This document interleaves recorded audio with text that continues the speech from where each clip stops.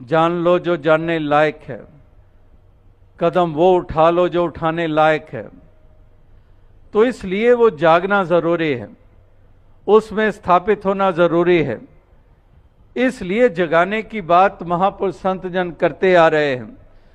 लेकिन इंसान की ही फितरत युगों युगों से रही है सोने की। केवल एक कुंभकर्ण की बात नहीं है कि नगाड़े भी पीटे गए फिर भी नहीं जागता, ढोल भी बजाए गए नहीं जागता, कितने कितने साधन अपनाए जाते नहीं जागता। इसी तरह से ये इंसान की फितरत में भी हर युग में, ये नहीं कि वर्तमान का समय या कलयुग जिसको हम कहते हैं, इस समय में ही ये सोना इसके हिस्से में आया है। ये तो युगों युगों की बात है, ये सोता आया है, ये जागने को तैयार नहीं होता है।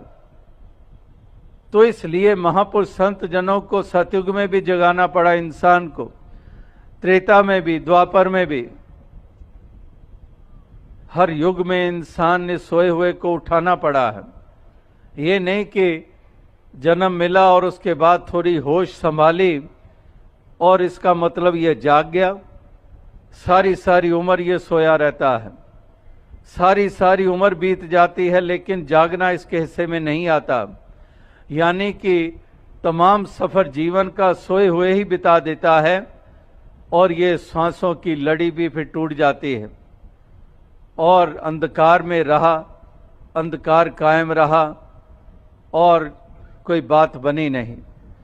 तो इसीलिए महापुरुष संत जन यही एक जगाने का कार्य करते आए हैं कि उठ जाग मुसाफिर भोर भई, कि उठ जाग जा हे मुसाफिर। मुसाफिर उसी को कहते हैं कि जो ठहरता नहीं है। तो दुनिया में हर कोई मुसाफिर है, जो आता है वो जाता है। आए हैं सो जाएंगे राजा रंक फकीर, कि जो आते हैं उनको जाना भी है। उगा हो सो काटिए, फूला सो कोमलाए, जो बना सो गिर पड़े और जो आया सो जाए। तो जो उगता है वो कुम्हलाता भी है। उगा हो सो काटिए, जो उगता है वो काटते भी हैं।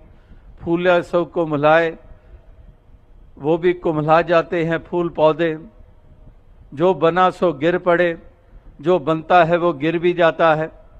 मकान गिर जाते हैं, महल गिर जाते हैं, कितने कितने आलीशान महल और आज खंडर बने हुए हैं। तो जो बना सो गिर पड़े और जो आया सो जाए। जो दुनिया में आता है उसको जाना भी है। जब जन्म